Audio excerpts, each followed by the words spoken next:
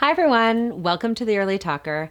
If this is the first time you're joining us, welcome. This is the place where you can get tips and activities, how to get your little ones talking. So I've had questions and conversations with a lot of people about how COVID and isolation is affecting their children's speech and language development. Well, today I have 3 tips on how you can get your children talking, developing their speech and language in a safe environment given this current situation. Stay tuned.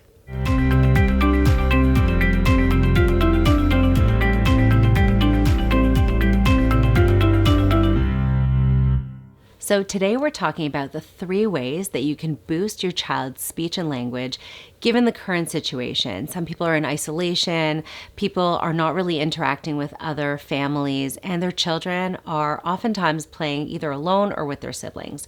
So these 3 tips that I want to give you today. Number 1, set up the environment. Number 2, plan out the activities. And number 3, be the facilitator. So moms and dads, if you're enjoying these videos, please consider subscribing to the channel. That way you won't miss any of the tips that I give.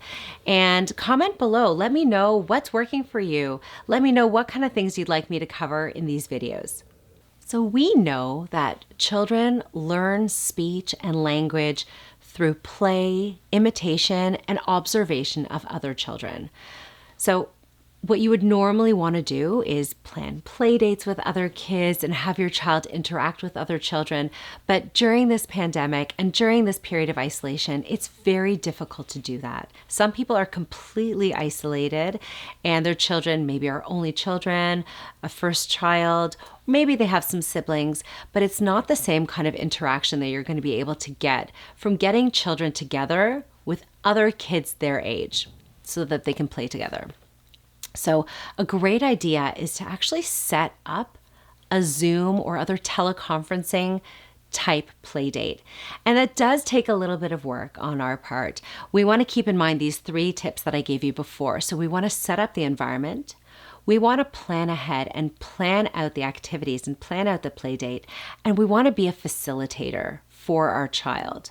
So in setting up the environment, we want to make sure that the lighting is optimal. We want to be able to see our child's face. And the best way to do that is to put a light, whether it's an actual light like a lamp or our window. So our light source wants to be behind the camera, not behind the child. Because if it's behind the camera, then it lights up the child's face and you can see clearly their facial expressions and their mouth, which is where we get our cues for speech, including obviously auditorily, but we want to be able to see that person's face.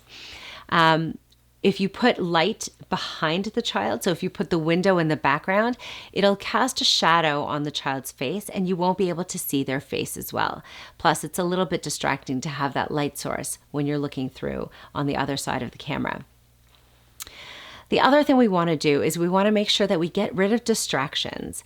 So we don't want our child to get up from the area that we have the camera in or the computer or the iPad and go to the other side of the room to try to get a toy on the other side. So maybe take your child into another room or face them in such a direction where they don't have a lot of different distractions and toys in front of them. Also, you want to be able to set up the screen that you're going to be looking at with a larger screen than just your phone. So whether it's a computer screen or if you have a TV that has the capacity to have Zoom or video conferencing on it, or if you can mirror it to that larger screen, that's ideal because we'd like the child to be able to see that other child who's on the other side of the screen in a larger format so that they can see almost lifelike face to kind of mimic that more natural play date environment. The next thing that we want to remember, so tip number 2 is to actually plan out the activity. And that is going to take a little bit of work on the back end.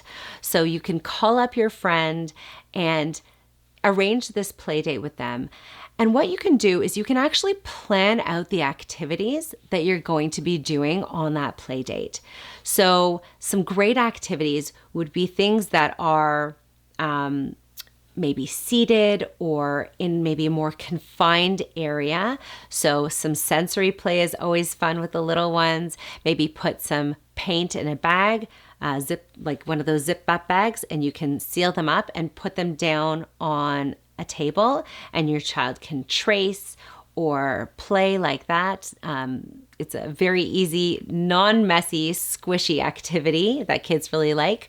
You can fill a bowl with lentils or rice or different dried beans and hide some little toys inside, and the kids can dig around with their hands or with a little spoon to try to find the things that are in there.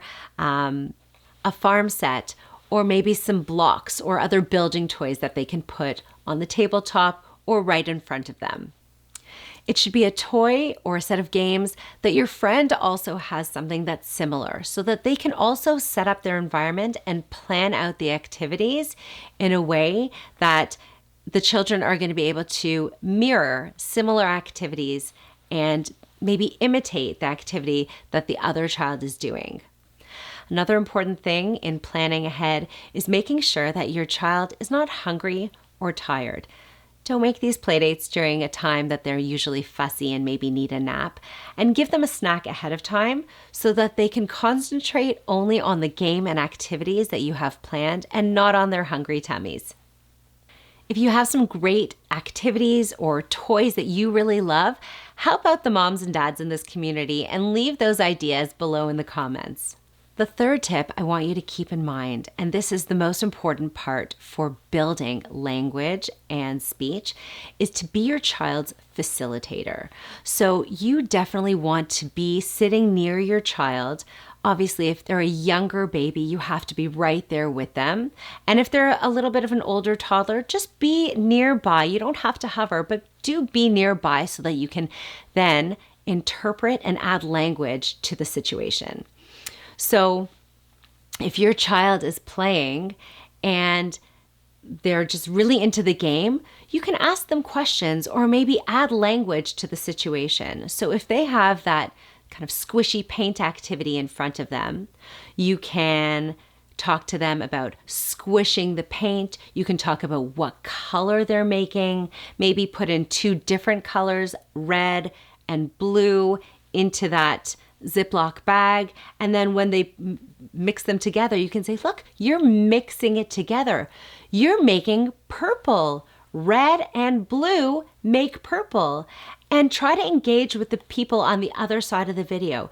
Hey, Billy, what color are you making there? What colors do you have?